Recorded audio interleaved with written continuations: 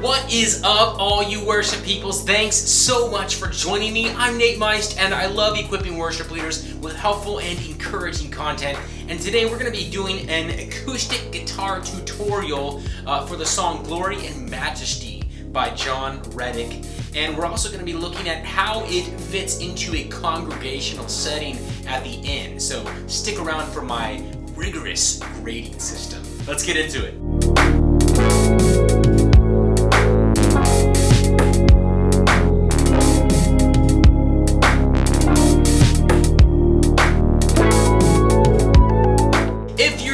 Thanks so much for hanging out with me. If these videos are helping you, which is the goal, why don't you give them a like and maybe even subscribe so that you don't miss future worship tutorials. Alright, so there are three things we're going to be going over in this video today to help you learn this song on an acoustic guitar. The first thing is the key and capo placement. So the key that the song was recorded in, the key that I'll be singing it in, and how you can use your capo to play in some other keys. The second thing is one strumming pattern to get you through this entire song, so we'll break that down. And the third and final thing are the chords for each section of this song. I'm going to play through each section, and as I do, as always, we'll have these handy little chord diagrams up here in the upper right hand corner that you can use to study exactly what I'm playing and see exactly my finger placement for each chord. Alright, so this song is recorded in the key of B flat. What that means for you on an acoustic guitar is you would have your capo on fret number 3. So 1, 2, 3, and then you would play in what's called the G position. If you don't know what the G position is or how to play in it, I have a video for that. So click up above or down below in the description. But yeah, capo on fret number 3, G position in standard tuning. So your guitar is tuned like, you know, it's like normal tuning, not one of these weird, crazy tunings. And then in G position, you're going to be in the key of B flat, which is the key that the song was recorded in. This is the key that Jon Reddick plays on the album. If you want to play in some other keys or drop down a couple steps, it's really easy to do that with the same exact chord shapes that I'm going to teach you today. So you would just use the same chords I'm going to teach you, but maybe put your capo down half a step. That would put you in the key of A. Another half step in the key of G sharp or A flat. And take your capo out completely, and you're going to be in the key of G. But for this tutorial, I will be playing in the same key that Jon Reddick sings it in, so B flat, capo on 3rd fret, G position. Alright, so let's go over this one strumming pattern that's going to get you through this entire song.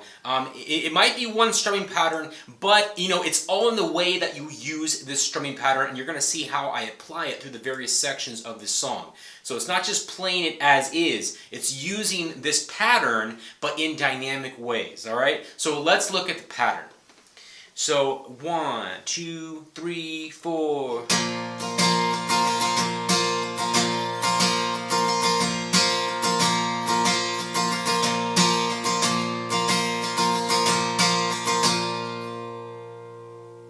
Alright, let's slow that down now. So 1, 2, 3, 4, down, up, down, down, up, down, up, down, down, down, up, down, up, down, down, up, down, up, down, down, down, up, down, up, down, down, up, down, up, down, down, down, up, down, up, down, down, up, down, up, down, down, down, up, down. So now I gave you the pattern, but obviously you're not going to play it like exactly the way you learned it. You're going to give it some feel, you're going to give it a vibe, you're going to give it some dynamics to make it sound interesting, like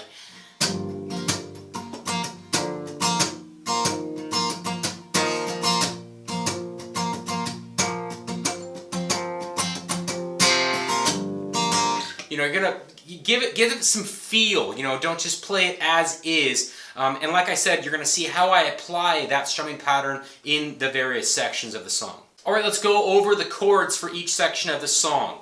Intro.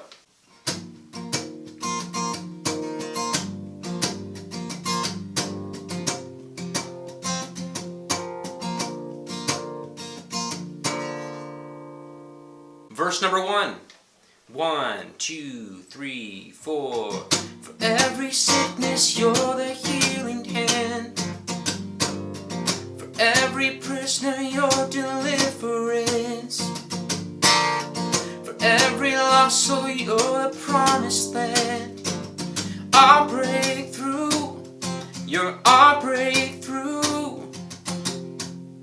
Verse 2, same exact chords as verse 1.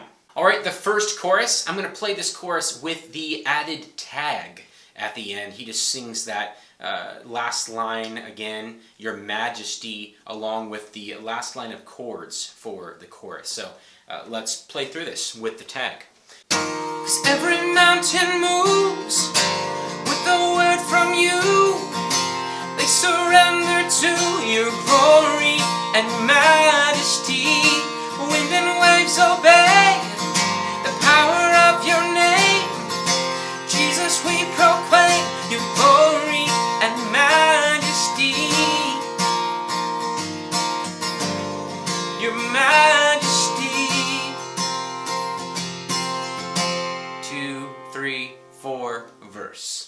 Alright, so after that first chorus and tag, they play the second verse again, same exact chords as verse 1 that I already taught you. And then they go into the chorus for a second time. I'm not going to play through the whole thing, but at the end of that second chorus, they play some different chords there to take you into the bridge. So let's play that transition going into the bridge. I'm going to sing the last line of the chorus and show you what they do chord-wise going into the bridge. So 1, 2, 3.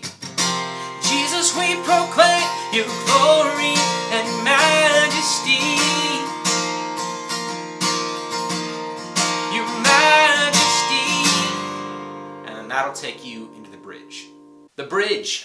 For this first bridge, there's a specific way that they transition back into the chorus. So I'm going to include that as I play through this one. So 1, 2, 3.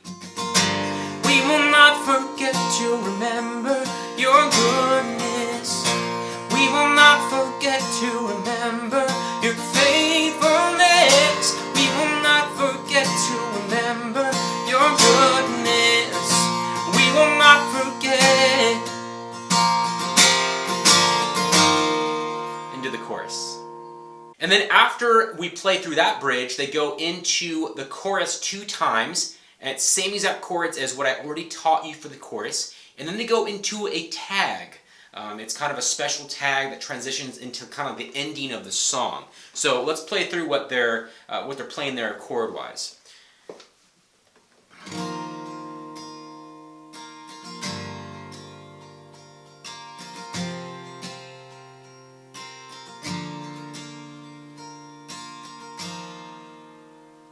And then at the end of the song, they go into kind of this really cool rhythmic instrumental part. There's no singing. It's just some really cool acoustic work, and it sounds really, really cool actually. But it's kind of hard deciphering what chords they're playing. I think for the first couple of rotations, they're just going back and forth from the C2 to the D4. So for the first couple of rotations, it's kind of like.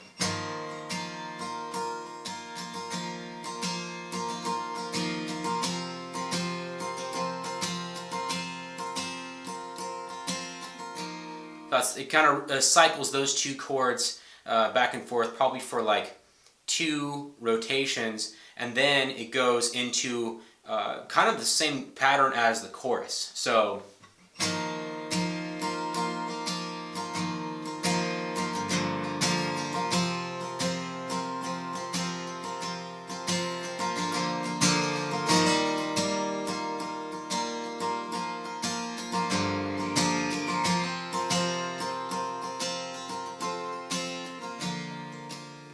And then it repeats that pattern until the end of the song. Alright, so we learned the song. Let's bring the song into my rigorous grading process.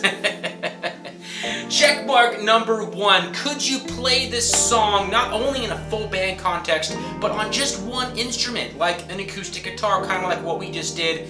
I think you could. It gets that check mark for me. The song already is heavily driven by an acoustic guitar in the production of the album version. So I think you could totally pull this song off on just an acoustic guitar. I think it would sound great.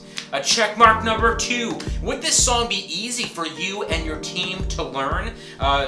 Would you be able to pull it off with just one rehearsal, one and done, and go into that Sunday confident? I think you could. The song is fairly simple chord-wise and lyrically.